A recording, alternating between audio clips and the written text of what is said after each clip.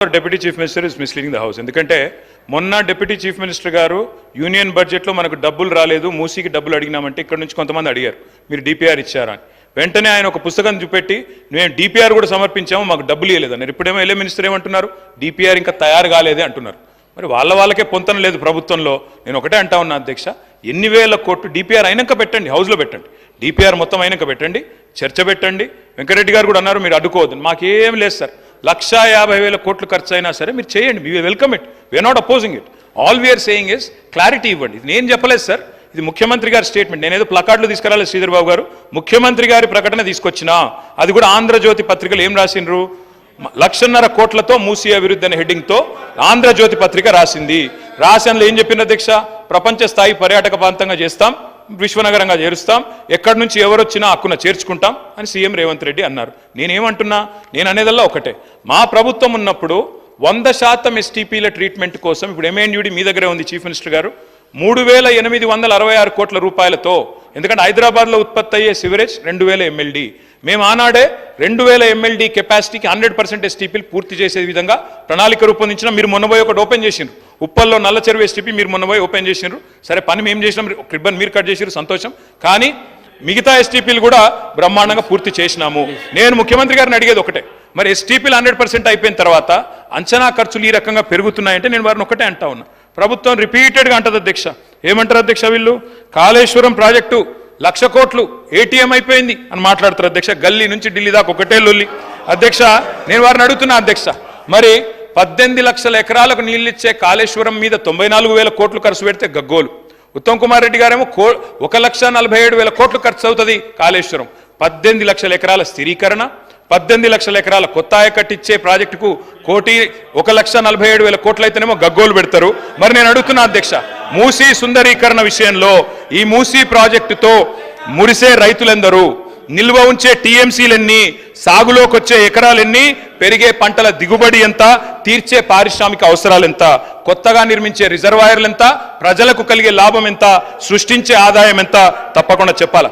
ముఖ్యమంత్రి గారు పాలమూరు బిడ్డ అని చెప్తారు అధ్యక్ష. వారు నేను అడుగుతా ఉన్నా, పాలమూరులో మొత్తం రిజర్వాయర్లు మేము కట్టినాం, వట్టెము కరివేనా మొత్తంగా ఉద్దండాపూర్ దాకా అన్ని రిజర్వాయర్లు కంప్లీట్ చేసినాం. ఒక పంప్ ఆన్ చేసిన 31 పంపుల్లో. ముఖ్యమంత్రి గారు నేను అడుగుతున్నా, చివరి దశలో ఉన్న ప్రాజెక్టును కోల్డ్ స్టోరేజ్ లో పెట్టకండి, ముందుకు 5 minutes లో కంక్లూడ్ చేస్తాను, వాళ్ళు డిస్టర్బ్ చేస్తున్నారు సార్. అధ్యక్ష నేను అడిగేది ఒకటే, చివరి దశలో ఉన్న ప్రాజెక్టును పక్కకు పెట్టి కోల్డ్ స్టోరేజ్లో పెట్టి పాలమూరు బిడ్డలకు అన్యాయం చేయకండి. లండన్ చేస్తారా, న్యూయార్క్ చేస్తారా, థీమ్ పార్క్ చేస్తారా, థేమ్స్ చేస్తారా, మీ ఇష్టం. కానీ దాని వెనుకున్న థీమ్ ఏందో, బ్యాక్గ్రౌండ్లో జరుగుతున్నదేందో తెలంగాణ సమాజం గమనిస్తున్నదనే విషయం మర్చిపోకండి. అధ్యక్ష మూసీతో పాటు మానేరు రివర్ ఫ్రంట్ కరీంనగర్లో 60% పనులు పూర్తయినాయి, దాన్ని కూడా దయచేసి కంప్లీట్ చేయాలని చెప్పి గౌరవ ముఖ్యమంత్రి కోరుతా ఉన్నా. కరీంనగర్ జిల్లాకు మంచి మేలు జరుగుతుంది శ్రీధర్ బాబు గారు, మీరు కూడా అక్కడి మంత్రి దయచేసి ఇన్వాల్వ్ కావాలని కోరుతా ఉన్నా.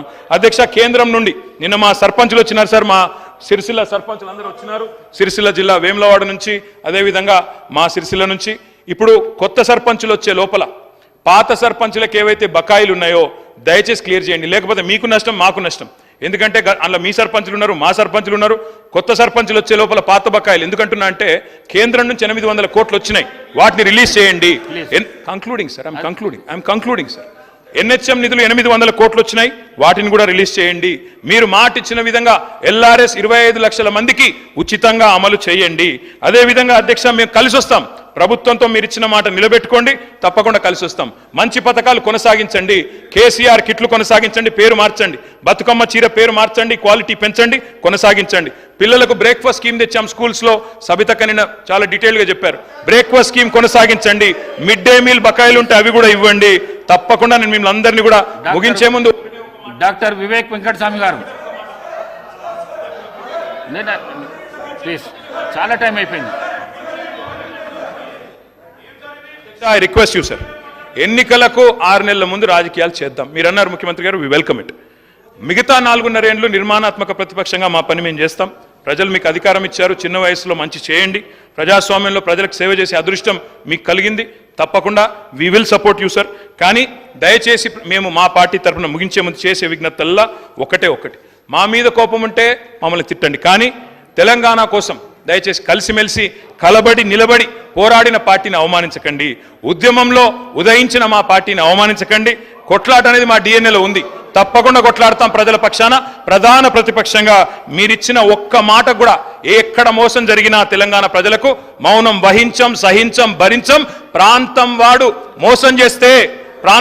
మోసం చేస్తే ఈ ప్రాంతంలోనే పాత్ర పెడతామన్న కాళోజీ మాటలు వారికి గుర్తు చేస్తూ జై తెలంగాణ. డాక్టర్ వివేక్ వెంకటస్వామి గారు. గౌరవ ముఖ్యమంత్రి గారు. ఒక్క నిమిషం వివేక్, ఎంతసేపు మాట్లాడినా రామారావు గారు మేము కలిసి వస్తాం, ప్రభుత్వానికి సహకరిస్తాం అని పదే పదే చెప్తున్నాడు.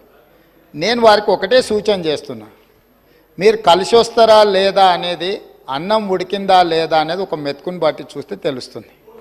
ప్రతిపక్ష నాయకుడు సభలకే రాడు, వీళ్ళు కలిసి వస్తారని చెప్తే నమ్మేది ఎవరు అధ్యక్ష? నేను అందుకే వారికి సూచన చేస్తున్నా, వెనకాల ఉండే అక్కలు ఇక్కడ ఉండి చెప్పే ఇక్కడ ముంచి అక్కడికి తేలినరు. ఆ అక్కల మాటలు విన్నాడు అనుకో జూబ్లీ బస్టాండ్లో కూర్చోవాల్సి వస్తుంది అధ్యక్ష. అందుకే అందుకే అందుకే అందుకే అధ్యక్ష, కౌశిక్ రెడ్డి గారు కూర్చోండి. మైనారిటీకి మంత్రి ఇవ్వలేదన్నాడు. 2014 నుంచి 2019 వరకు ఒక్క మహిళకు కూడా మంత్రి పదవి ఇవ్వలేదు అధ్యక్ష. 5 సంవత్సరాలు ఒక్క మహిళకు కూడా మంత్రి పదవి ఇవ్వకుండా ఈ ప్రభుత్వాన్ని, ఆనాడు ప్రభుత్వాన్ని నడిపి ఈ రోజు వచ్చి మైనారిటీలకు ఇవ్వలేదని ముసలి కన్నీరు గారుస్తారు అధ్యక్ష. కాబట్టి దయచేసి అన్ని విషయాలు మాకు తెలుసు, సహకరించేది ఉంటే ప్రతిపక్ష నాయకుడిని వచ్చి సభలో కూర్చోమని చెప్పుంది అధ్యక్ష. వివేక్ గారు మళ్ళీ వెళ్ళకు రాకండి. వివేక్ గారు ఈ ప్రాక్టీస్ మంచిది కాదు, మళ్ళీ వెళ్ళకు రాకండి. కొత్త సభ్యులకు ఇది నేర్పించకండి. మీరు సభా మర్యాదలను కాపాడండి. మీరు వెళ్ళండి. మీరు పల్ల రాజేశ్వర్ గారు మీరు వెళ్ళండి ప్లీజ్. మీరు వెళ్ళండి, సభా మర్యాదలను కాపాడండి. మీరు వెళ్ళండి, కూర్చోండి ప్లీజ్. కూర్చోండి.